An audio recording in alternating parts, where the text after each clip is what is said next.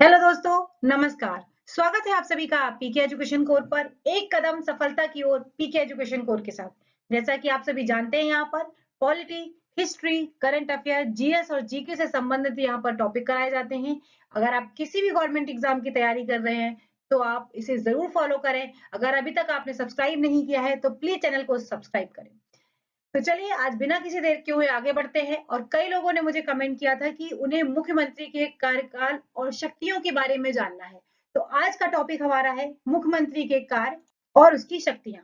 तो सबसे पहले आज हम ये जानने की कोशिश करेंगे कि भारत में मुख्यमंत्री जो है या जो उसका वरीयता क्रम क्या है।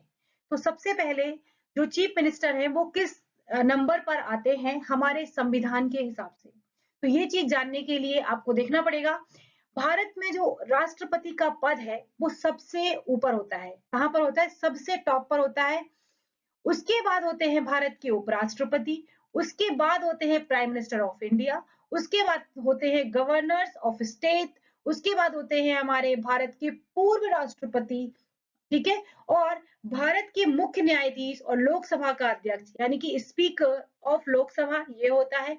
उसके बाद हमारे आते हैं उप प्रधानमंत्री, संघ की कैबिनेट के मंत्री, राज्यसभा एवं लोकसभा में विपक्ष का नेता, भारत के योजना आयोग का उपाध्यक्ष। आपको अध्यक्ष के बारे में पता ही होगा कि कौन होता है।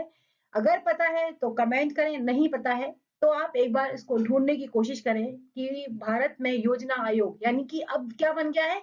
नीति आयोग। तो इसका अध्यक्ष कौन होता है? राज्यों के मुख्यमंत्री अपने राज्य में और भारत रत्न अलंकार प्राप्त करता। ये इस तरीके से एक क्रम है जो इनकी पद के हिसाब से क्रम का विभाजन किया गया है। तो इस तरीके से इनका एक क्रम है पूरा। ठीक है। नेक्स्ट उसमें देखते हैं। अब अगर आज के परिप्रेक्ष्य में देखें तो हमारे राष्ट्रपति कौन है? द्रौपदी मुर्मू है। उपराष्ट्रपति कौन है? जगदीप धनखड़ है। और ये हमारे कौन है? इनको कौन नहीं जानता होगा? ये हमारे प्रधानमंत्री नरेंद्र मोदी जी हैं। और ये हमारे चीफ जस्टिस हैं धनंजय यशवंत चंद्रचूड़। और अगर यहाँ पर आप बात करेंगे तो ये कौन है? राज्यों के राज्यपाल। ठीक है। तो थोड़ा सा मैंने पिक्चर के थ्रू आपको समझाने की कोशिश की है। अगर आपको वीडियो अच्छा लग रहा हो और अगर आप देख रहे हैं तो प्लीज इसे लाइक कर दीजिएगा। आगे देखते हैं कि राज्य जो है उसकी कार्यपालिका किस तरीके से काम करती है। तो देखिए राज्य की कार्यपालिका में 4 पद बहुत जरूरी हैं और उन्हीं के बारे में यहाँ पर आज मैं आपको थोड़ा थोड़ा, आज मैंने मुख्यमंत्री पद लिया है तो मैं इसके बारे में आपके साथ डिस्कस करूंगी। तो राज्यपाल होना चाहिए, चीफ मिनिस्टर्स होना चाहिए, चीफ मिनिस्टर्स की काउंसिल होनी चाहिए और जो सॉलिसिटर जनरल यानी कि महाधिवक्ता। तो 4 है यहाँ पर। राज्यपाल हो गया, मुख्यमंत्री हो गया, मंत्रिपरिषद हो गई और महाधिवक्ता हो गया। ये सब मिलकर राज्य की कार्यपालिका का निर्माण करते हैं। राज्य के जो मुख्यमंत्री हैं उनके बारे में या राज्य की कार्यपालिका के बारे में किस तरीके से संविधान में बताया गया है। तो भाग 6 में और आर्टिकल की अगर बात करें, आर्टिकल 153 से लेके 167 आई मीन 156 से 153 से लेके 167 के अंतर्गत राज्य की कार्यपालिका के बारे में विवरण किया गया है या फिर बताया गया है। तो देखिए मुख्यमंत्री क्या है, मुख्यमंत्री का पद क्या है, इसकी शपथ कौन दिलाता है, इसके कार्य और शक्तियां क्या हैं, मुख्यमंत्री को कौन नियुक्त करता है, इन सभी के बारे में एक एक करके हम जानकारी आपको देंगे। प्लीज आप वीडियो में लास्ट तक बने रहें। तो आर्टिकल 164 के तहत राज्यपाल के द्वारा मुख्यमंत्री की नियुक्ति की जाती है। तो मुख्यमंत्री की नियुक्ति कौन करता है? आपको पता होना चाहिए, राज्य का राज्यपाल करता है। राज्यपाल के द्वारा राज्य विधानसभा में बहुमत दल के नेता, जो बहुमत दल का नेता होता है, जो विधानसभा में जब चुनाव होते हैं तो उसमें अगर 2 दल खड़े हुए हैं, सपोज करिए एक दल ए है और दूसरा दल अगर बी है, अगर 2 दल खड़े हुए हैं तो उन दल में जो बहुमत दल का प्राप्त, जिसके पास ज्यादा वोटिंग होगी, ज्यादा वोट होंगे, उसको ही ये क्या करता है? बहुमत दल के नेता को मुख्यमंत्री नियुक्त करता है। अगर किसी दल के पास स्पष्ट बहुमत नहीं होता है तो फिर ऐसी परिस्थिति में राज्यपाल अपने विवेकाधिकार का प्रयोग कर सकता है और क्या करता है कि राज्यपाल के द्वारा सबसे बड़ा दल या उसमें से बड़े दलों के समूह के नेता जो होते हैं उसको मुख्यमंत्री के रूप में नियुक्त कर सकता है और उसे 1 माह के भीतर सदन में विश्वास मत हासिल करने के लिए भी बोलता है। और क्या है? संविधान के अनुसार मुख्यमंत्री को विधानमंडल के दोनों सदनों में से, कौन सा, विधान परिषद और विधानसभा, दोनों में से किसी एक का सदस्य होना अनिवार्य है। लेकिन परंपरा के अनुसार ऐसा कहा जाता है और है भी, होता भी आया है कि मुख्यमंत्री जनता द्वारा चुना गया है तो विधानसभा का सदस्य होना इसे अनिवार्य है, मतलब इसे होना चाहिए। ठीक है, नेक्स्ट देखते हैं। राज्य अब क्या है यहाँ पे, राज्य के मुख्यमंत्री की जो शपथ है, शपथ कौन दिलाता है? तो राज्यपाल दिलाता है। राज्यपाल उसके पद और गोपनीयता की शपथ दिलाता है। यहाँ पर राज्यपाल के मुख्यमंत्री जो होता है वो शपथ लेता है और कहता है कि मैं सच्ची श्रद्धा और निष्ठा, सत्यनिष्ठा के साथ अपने कार्यों का निर्वहन करूंगा जैसा संविधान में बताया गया है, और भारत की प्रभुता और अखंडता को भी बनाए रखूंगा। किसी भी भय या पक्षपात के द्वारा मैं ऐसा कुछ नहीं करूंगा जिससे कि भारत में रहने वाले लोग या उस राज्य में रहने वाले लोगों के लिए कोई भी गलत काम उसकी तरफ से हो। और न्याय करने की भी ये शपथ लेता है कि मैं हर तरीके से न्यायबद्ध रहूंगा और किसी के साथ किसी भी तरीके का कोई पक्षपात नहीं करूंगा। रियलिटी में आप सभी जानते हैं कि ऐसा होता नहीं है। संविधान में जो चीजें लिखी गई हैं वो एग्जैक्टली फॉलो नहीं करी जाती हैं। जो जो उस पद पर होते हैं उनको करना चाहिए। उसके दो रीजन हो सकते हैं, या तो हमारे कॉन्स्टिट्यूशन में कुछ लोग लूपहोल्स ऐसे हैं जिस वजह से वो उसमें कुछ काट निकाल लेते हैं, या फिर कोई और ही रीजन है जिसकी वजह से, अगर जैसा हमारे संविधान निर्माताओं ने संविधान को बनाया है, अगर एग्जैक्टली वो संविधान के तरीके से उसको फॉलो किया जाए तो हमारा देश बहुत बड़ा लोकतंत्र तो है ही, बहुत अच्छा और बहुत सुंदर लोकतंत्र बन जाएगा। But unfortunately we are not able to do that, like, तो हमारे साथ ऐसी चीजें नहीं होती हैं जो आज के टाइम में बहुत ही अलग तरीके से चीजें थोड़ी हो रही हैं या फिर होती आई हैं। तो संविधान में जो लिखा गया है या संविधान है उसको एग्जैक्टली वैसे फॉलो नहीं किया जाता है। और शायद बहुत सारी चीजें ऐसी भी हैं जिनको लोग फॉलो नहीं भी करना चाहते हैं। जब किसी को कुर्सी मिल जाती है, मैं कहूंगी जब कोई पद पर बैठ जाता है तो उसकी विचारधाराएं आने से पहले कुछ और होती हैं और आने के बाद बिल्कुल ही बदल जाती हैं।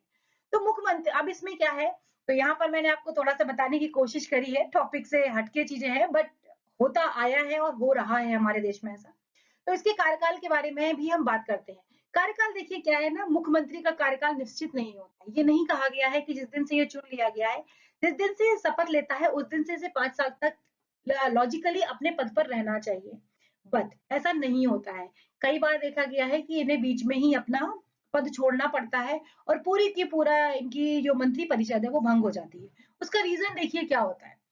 अगर जब तक कोई भी मुख्यमंत्री अपने पद पर तब तक बना रह सकता है जब तक कि उसे विधानसभा में बहुमत प्राप्त है, क्योंकि जब मैंने शुरू में ही आपको बताया था, बहुमत दल के नेता को ही मुख्यमंत्री चुना जाता है। तो जब बहुमत दल का आपका बहुमत ही खत्म हो गया, आपको जितने मतों से आए थे, आपके पास बहुमत था, अब नहीं है, तो आपको ऑब्वियसली उस बात से त्याग पत्र देना पड़ेगा।